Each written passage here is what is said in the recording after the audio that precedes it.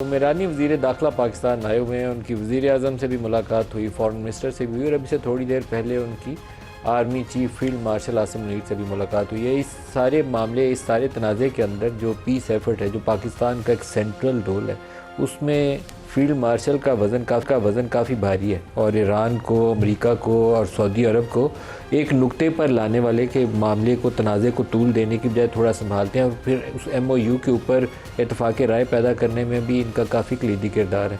अब मसला इस वक्त बहुत टेढ़ा है। 10 रोज़ से बहुत शदीद जंग जारी है और अमेरिका बड़े पैमाने पर कार्रवाइयाँ कर रहा है। जवाब में ईरान जो इलाकाई ममालिक में अमरीकी बेसिस हैं उनको हिट कर रहा है, जिसमें बहरीन, कुवैत और दूसरी बेसिस के ऊपर अटैक वो कर चुके हैं, कुवैत के अंदर भी।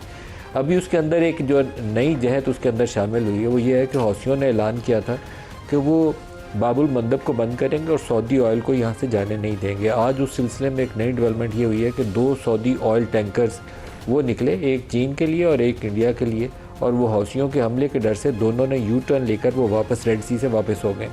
तो उसके बाद से ऑयल प्राइसेस के ऊपर मज़ीद दबाव तो पहले ही चल रहा था। इस वक्त $91 से तजावज़ कर चुकी हैं जो ब्रेंट प्राइसेस हैं। और गोल्डमैन सैक्स एक इंटरनेशनल फर्म है जो फाइनेंशियल डाटा को और मार्केट्स को मॉनिटर करती है। तो गोल्डमैन सैक्स कहती है कि अगर ये सूरत हाल ऐसे बरकरार रहती है तो ऑयल प्राइसेस जो ब्रेंट की वो $120 पर बैरल पे जा सकती हैं। तो तेल को आग लग जाएगी पूरी दुनिया में और ये बहुत बड़ी तबाही की खबर होगी। IMF कहता है कि अगर तेल प्राइसेस ऐसी रहती हैं तो आपकी ग्रोथ रेट पूरे इस रीजन की, यूरोप की, बाकी मुल्कों की, वो बैठना शुरू हो जाएगी। इंडिया के हवाले से ख़ास तौर पर आज उन्होंने फोरकास्ट की है कि हाई ऑयल प्राइसेस की वजह से इनकी GDP ग्रोथ रेट नीचे आ जाएगी। तो सिर्फ वो इंडिया स्पेसिफिक नहीं होगी, जहाँ जहाँ ऑयल प्राइसेस की मार पड़ेगी सारे बेशतर ममालिक एनर्जी डेफिशिएंट है और एनर्जी इंपोर्ट करते हैं अपनी ज़रूरियात को पूरी करने के लिए।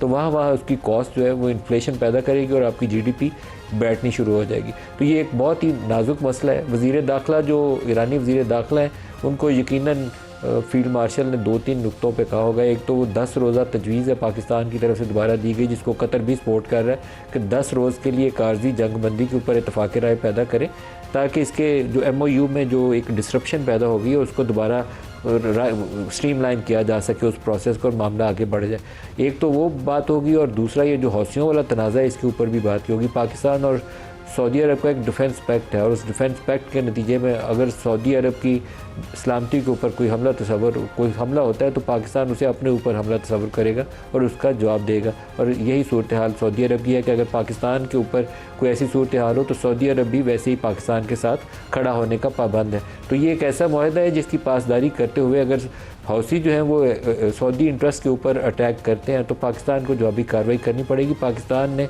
सिकंदर मोमनी साहब को बड़े वाज़े अंदाज में आज पैगाम दिया होगा कि आप जाइए वापस तेहरान और सुप्रीम लीडर से भी और बाकी क़यादत से भी बात करिए कि ये तनाज़े को यहीं तक रहने दें तो बेहतर है। इसको संभालने की कोशिश पहले ही कर रहे हैं, इसको वहाँ तक ना लेके जाएं जहाँ से सूरत हाल आपके लिए भी और हमारे लिए भी मुश्किलात का बायस बने। क्योंकि Pakistan being part of an agreement उसको वो उस तनाज़े का बिला वजह हिस्सा बनना पड़ेगा अगर ये तनाज़ा यहाँ से फैलता हुआ रेड सी तक चला जाता है।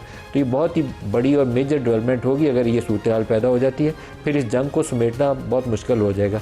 आज वाशिंगटन से भी खबर ये आई है कि जो ईरानियन अटैक्स हुए हैं मुख्तलिफ़ फैसिलिटीज़ के ऊपर, अमेरिका के जो इस इलाके के अंदर अड्डे हैं उसमें 100 से ज़ायद अमरीकी फ़ौजी ज़ख्मी हैं। ये वो डिटेल्स हैं जो वो पहले होल्ड बैक कर रहे थे, अनाउंस नहीं कर रहे थे।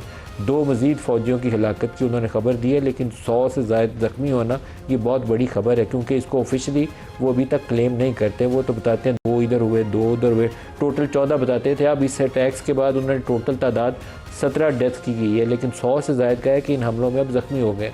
बहुत बड़ा नंबर है, अलार्मिंग है। अमेरिका के मफादात को ये हिट करेगा और अगर नवंबर के मिड टर्म को आप सामने रखें तो ट्रंप के लिए बहुत बड़ा दबाव होगा कि वो इस तनाज़े से जितना जल्द मुमकिन हो सकता है उतना जल्द बाहर निकल जाए। एक तो ऑयल प्राइसेस उनको हिट करेंगी।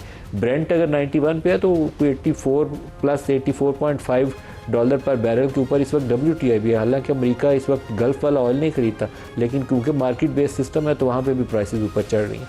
आज के प्रोग्राम में जो हमारे साथ शुरा हैं उनके साथ हम कोशिश करेंगे जो डोमेस्टिक पॉलिटिक्स है वहाँ हालात को बहुत अच्छे नहीं है पाकिस्तान के, उसके ऊपर बात करें। बलूचिस्तान का बड़ा इलाका इंसर्जेंसी का शिकार है, जनूबी अजला ख़ास तौर पर वर्स्ट हिट है। एजे के जहाँ किसी ज़माने में लगता था कि बहुत अमन सुकून वाले और प्यार मोहब्बत से वहाँ सब कुछ ठीक चल रहा है, वहाँ सूरत हाल इतनी ख़राब है कि रावलाकोट में कुछ लोग एहतजाज में बैठे हुए हैं और हमारी सरकार इतनी समझदार है कि उन लोगों से अभी तक इंगेज करके मामले को संभालने की बजाय यहाँ तक तूल करके ले आई है कि अब तनाव पैदा हो गया। तो इस चीज़ को आगे ऐसे ही लेकर चलना है या बेहतरी करनी है।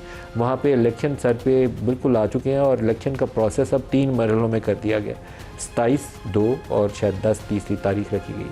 तो प्रोग्राम में इस इशू को डिस्कस करने के लिए हमारे साथ मेहमान शख्सियात हैं। इख्तियार वली साहब कोऑर्डिनेटर हैं वज़ीर आज़म के। इख्तियार साहब very warm welcome sir. Shahid Khattak साहब पार्लिमानी लीडर PTI वो भी हमें ज्वाइन कर रहे हैं और अहमद बिलाल महबूब साहब सरबराह पिलडैट के वो भी हमारे साथ हैं। सबको खुश आमदीद कहते हैं। नवाज़ शरीफ साहब आज़ाद कश्मीर गए हैं आज, तो उनकी तकरीर सुन लें। पहले उनका छोटा सा हमने क्लिप निकाला, फिर आगे चलते हैं, दिखाइएगा। इलेक्शन में अगर हमें कामयाबी मिलती है ना तो मैं शहबाज शरीफ साहब, मेरा दिल चाहता है कि मैं उनको कहूँ कि आज़ाद कश्मीर का मुझे वज़ीर आज़म बना दें नवाज शरीफ को। अगर मैं वज़ीर आज़म ना बन सका तो फिर मैंने हर 3 महीने के बाद मुजफ्फराबाद दूसरी जगहों पर मैंने जाना है, जो हमने यहाँ पे मंशूर बनाया है उसको देखना कि उस पर कोई अमल हुआ है या नहीं हुआ। और आपको मालूम है कि नवाज शरीफ जो कहता है उसको पूरा करता है। आपने नवाज शरीफ को फिर यहाँ का वज़ीर आज़म बनाना है। आपने जब नवाज़ शरीफ साहब को अगर वज़ीर आज़म आज़ाद कश्मीर का बनना हो तो कम से कम दरख्वास्त सही जगह पे देनी चाहिए। इनको 24 फरवरी 2024 के इंतखाबात में भी एक दफ़ा इनके साथ हाथ हो चुका है। इंतखाबात से एक रोज़ पहले इनकी जमात ने पूरे पाकिस्तान के तमाम कौमी अखबारात के सफ़ा अव्वल के ऊपर वज़ीर आज़म नवाज़ शरीफ का पेड ऐड छपी थी और एक इल्यूजन क्रिएट की थी कि इनकी पार्टी तो बड़ी पॉपुलर है और बस डन डील है, नवाज शरीफ वज़ीर आज़म बने ही हुए। उसके बाद अगले दिन पता चला 66 नशिस्तें और बाकी नशिस्तें कैसी पूरी हुई वो पता नहीं है। लेकिन मियाँ साहब को वो जो वज़ीर आज़म नवाज शरीफ है वो उनकी आस कभी पूरी नहीं हुई और शहबाज शरीफ साहब वज़ीर आज़म बन गए। तो इस दफ़ा कम से कम उन्हें दरख्वास्त दुरुस्त जगह पर दायर करनी चाहिए। देखते हैं आगे आइंदा प्रोसेस जो है इनको कहाँ लेकर जाता है। इंतखाबात की वक्त से पहले पेशगोई काफ़ी मुश्किल होती है। वोट के प्रोसेस से अगर अमली तौर पर गुजरेंगे तो पता चलेगा कि कहाँ स्टैंड करते हैं। इख्तियार साहब क्या पोजीशन है एजे के अंदर, वज़ीर आज़म बनने वाले हैं नवाज शरीफ साहब? बिस्मिल्लाहिर्रहमानिर्रहीम, बहुत शुक्रिया। नवाज शरीफ साहब ने ये बात जो की है इसमें संजीदगी का एलिमेंट अगर आपने देखना है तो यही है कि वो ये चाहते हैं कि कश्मीर में उनकी हुकूमत बने, उनकी पॉलिसीज़ की तसलसल रहे और कश्मीर में हमारे बाद, हमारी हुकूमत के बाद वहाँ पर कोई काम नहीं हुआ और हालात यहाँ तक बिगड़ गए कि रावलाकोट का जिस तरह आपने जिक्र किया, तो इन सारी चीज़ों को देखने के लिए वहाँ पर एक संजीदा सियासी क़यादत की और सियासी मुंतखब शहबाज शरीफ साहब को संजीदा नहीं समझते? नहीं, मैं वहाँ की आज़ाद कश्मीर असम्बली की बात कर रहा हूँ। सर रावलाकोट मैं कुछ जानता हूँ जो वहाँ के रहने वाले हैं और वहाँ से जो हाल अहवाल मैं सुन रहा हूँ तो मुझे सुन के बहुत दुख हो रहा है। आप लोगों की कैपेसिटी टू गवर्न पाकिस्तान जो है ना वो उसके ऊपर मुझे बहुत तशवीश है। मामला को संभालने की बजाय अगर बिगाड़ने के लिए कुछ लोग दरपे हों तो फिर उसके ऊपर सवाल उठाना चाहिए। तो मुझे नहीं लगता कि आप लोगों में कैपेसिटी थी इस चीज़ को संभालने की जो कुछ रावलाकोट में अब हो चुका है। मलिक साहब, अगर हमारी जगह आप होते तो मैं आपकी जगह क्यों होता? मैं जर्नलिस्ट हूँ, आप मैं वही कह रहा हूँ, अगर आप होते तो आप क्या कर सकते? हमारी जगह करते लोगों को मैं बताता हूँ, अगर हमारी जगह कोई और होता तो उसके पास भी कोई इतना फार्मूला नहीं होता। जो हमने वहाँ पर किया है, मेरे ख्याल में हमने एक्सट्रीम हद तक जाकर जॉइंट एक्शन कमेटी की वो तमाम मुतालिबात, उसको चाहे वो जायज़ थी नाजायज़ थी, वो सारे हमने तस्लीम कर लिए। एक आध उस मुआहिदे या उस चार्टर ऑफ डिमांड की वो शिकें जिसको डिसाइड करना था वहाँ की लेजिस्लेटिव असम्बली ने, वो पावर, वो अथॉरिटी ना मेरे पास थी, ना आपके पास है और ना किसी और के पास है, वो उनकी अपनी कानून साज असम्बली के पास है।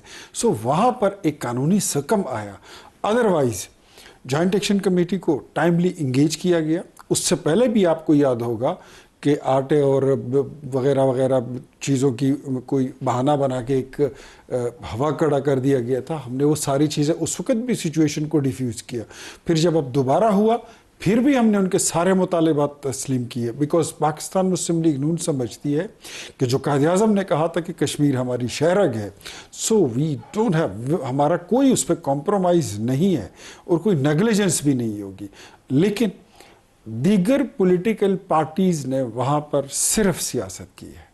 आपकी तरफ चाहे से हमारे सिर्फ आपकी तरफ से ख्वाजा आसिफ साहब ने कहा ये कश्मीरी नहीं है। मेरे ख्याल में बाकी ने सियासत की, आपने कहा ये कश्मीरी ने कहा। ख्वाजा आसिफ साहब ने अपने बयान की वजाहत भी कर दी थी और वो काफ़ी है, और उनके बयान को दोबारा हमारी जमात में से किसी ने रिपीट भी नहीं किया, रिजेक्ट भी तो नहीं किया, कह देते हम रिजेक्ट। उन्होंने अपनी वजाहत कर दी तो मेरे ख्याल में अहमद बिलाल महबूब